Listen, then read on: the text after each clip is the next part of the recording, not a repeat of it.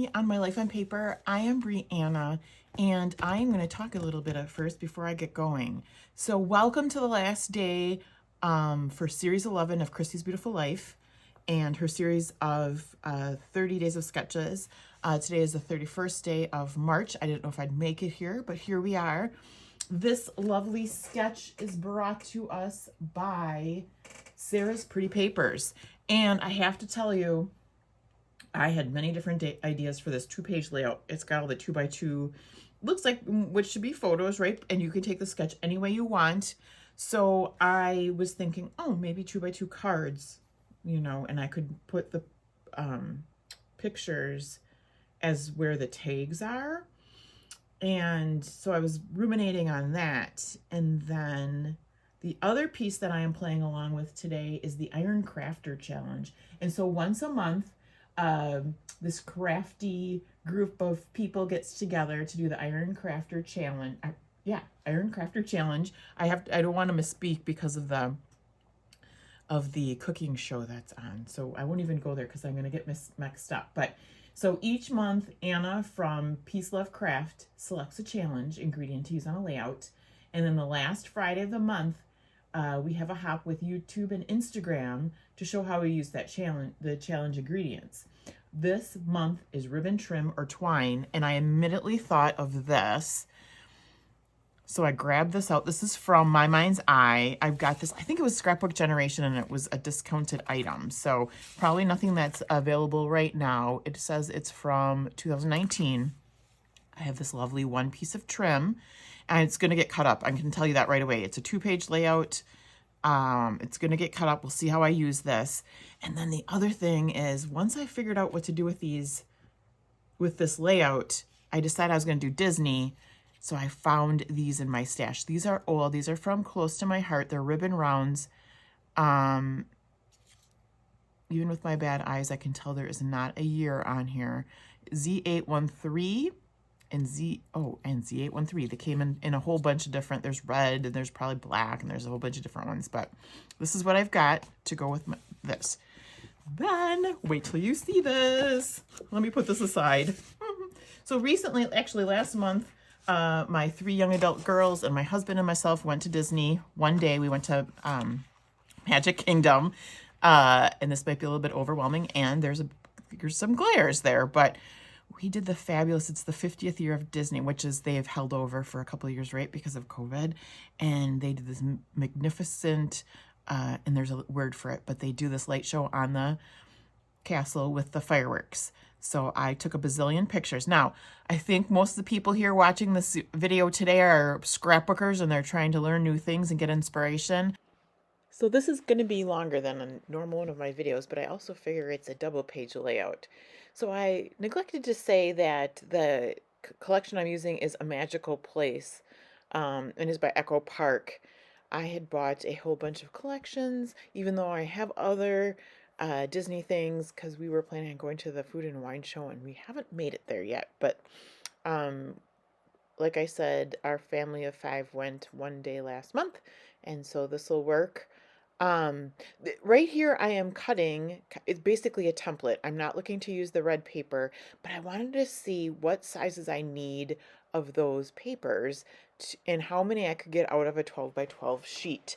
Because my original plan was to use both the castle fireworks plus the black paper fireworks, and then also use a yellow paper. And so I was going to have 2 patterns and a solid and mix them all up. And I will tell you in a minute, that's not exactly what I decided to do. So first I go ahead and grab out a yellow piece of paper that matches the collection and trim them down. And then I believe I got 2 3-inch ones out of there, and then two and it was like 2.4, so 4/10, 2 4/10. And I knew that I could get 4 strips, so 2 of each out of that. So first I cut down the black paper with the fireworks on it. Then I almost was ready to cut this out, but I was like, no, no, no, use your head. Like, you don't want to cut this down and then decide you don't need it. So the big aha moment I had was, well, okay, so I laid them out to see what it would look like, right? And I knew I just needed one more strip that I was missing. And what I figured out was I had enough of that black firework paper to just be those strips on the outside. So I had to go find another yellow piece of paper because, of course, I think I grabbed a yellow piece that didn't have a companion that was the exact same piece, but it got pretty close. And then I take what I have left of that black firework paper and I cut it in half. And somehow, miraculously, there's enough to make a little border on either side of that yellow paper. So, and I want to get it the same size as this other one, so that I used it as my template, kind of. I threw some ATG on the back of it, flipped it over, and hoped that it didn't stick to the other black firework paper that's underneath it. But I got a hold of those strips, and ta-da! It's done. So look there. Now I have what appears to be the 5 strips. What I wasn't thinking about, and what I still could have done, was if you look at the sketch, they are more of blocks, and they have the outside left and right border of whatever's the back framing paper. I did think about doing that, because if I would have just on that one, it would have been easy to do it on the rest of the strips. I would have just trimmed the inner strip down. On the one where I pieced it together, I could have trimmed the yellow a little bit and stuck more of the black pattern paper on the sides. Right now I'm just getting them all lined up, and I'm going to put the pictures, place the pictures out to decide how does it look. And I don't know what I'm shaking my finger at, but what I then figured, I think, I was figuring out these strips are too long. But what I see here is I have way more pictures than what the sketch has. I don't know how I did that. I have 18 pictures, and what are there, 12? I don't know, 3, 6. Yeah, I think there's, well, no, there's got to be more than 12 pictures on that sketch. 3, 6, 12, 13, 14, so 15. So I guess I have 3 more pictures than, which makes sense because I was working in 6s. But anyway, when I figure this out, I've got all these pictures, and how do I fit them all in there? I said to myself, work smarter, not harder, and the sketch is only a jumping off point. And so I decided to leave them as strips, because it's going to look amazing anyway. And if you don't see the sketch, you wouldn't even know that it's not the way it's supposed to be, right? So here are my 3 long strips with approximately 4 pictures on each strip, except for on 2. And then I go to the cut apart sheet to grab some, well, it's not tags. I don't cut them into tags, but I'll just use these in place of the tags. And I just picked out the ones that I felt went best with the layout, or the what we were doing that day. The ones that went best with the experience and the memories and the story I'm trying to tell. So of course I needed the one with the castle on it, and then I grabbed this one that has the balloons on it. Shifting pictures around. This one says, "Oh Happy Day." And then, what else do I got in there? Oh, I know, I was looking for little things to go in because I didn't have the same amount of pictures on each block. So I found this one that says, "Leave a sparkle wherever you go." And these are not from the collection, these things I'm going through now. It's things that I had from other collections that I just lumped all together, and as long as the colors worked and everything, I wanted to use them. And I do some kind of moving around of stuff. I liked that sweatshirt to go in there. It's not square, but it does fit. It's the right size anyway. And I had so many different words. I have some of these embellishments and I kind of just sprinkle them around, but I don't really end up using them. And if you look in the sketch, it's more of just a couple little, um, not embellishments, almost like, what does she have, like stars or something, which I end up using little sticker stars to go in there for most of it. So I just keep gluing all the photos down. I didn't really have a way I wanted them in order. The dark one was the first one I wanted to start off with. There's a couple that have the 50 on the front of the castle, and so I made sure those were kind of spread around. But other than that, I didn't really have a rhyme or reason how I was putting them together. And right now I'm gluing things down, but the strips themselves are not glued down because I figured I'd get all the pieces together, get all the photos on, and then figure out how I was going to space them apart. And this part went really rather fast, just because I had all the pieces cut out. I think it took me probably an hour all told to get everything cut out and placed where I wanted it, and figured out what went where and how to cut the strips and all that kind of thing. And I haven't forgotten about my ribbon or other things that I could use for the Iron Crafter Challenge. So that's still on my desk, and I am going to get to that. I just want to get everything else glued down first. That's kind of a finishing touch. I still have a lot of photos to glue down. Make sure you check it out below. I will have a list of everybody who's playing along with Iron Crafter, as well as the link for the 30 days of sketches.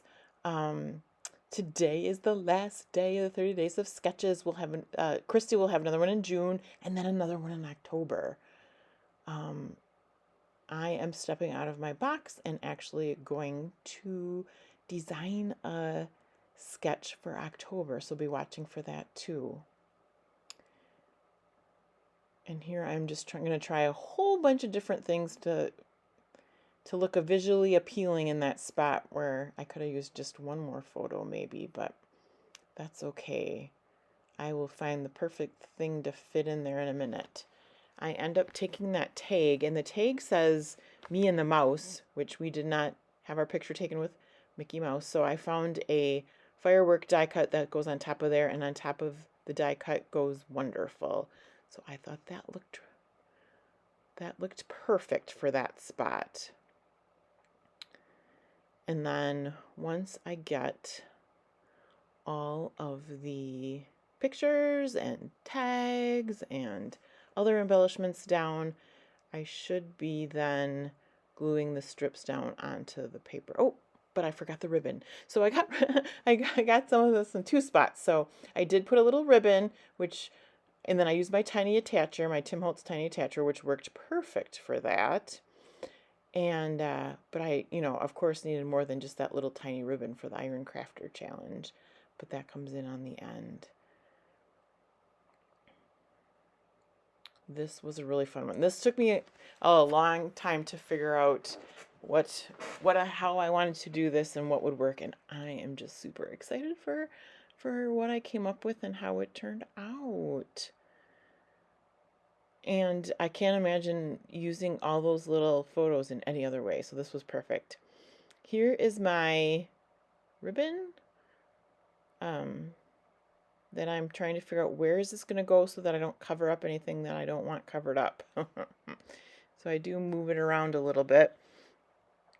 And I thought, if I put it there, it'll go on the other side, and then I'll cover up my words.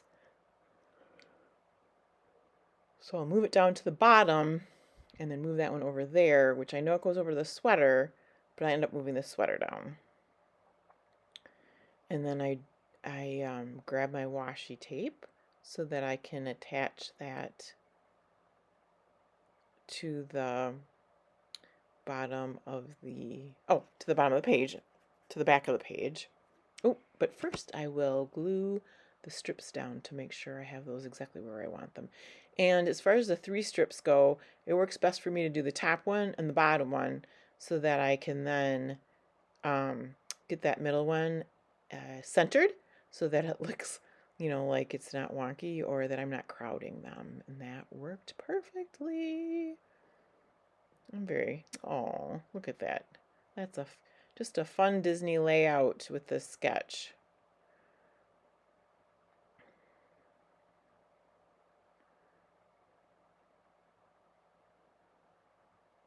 And the colors are so beautiful, vibrant, and the embellishments don't take away from that at all. Super fun.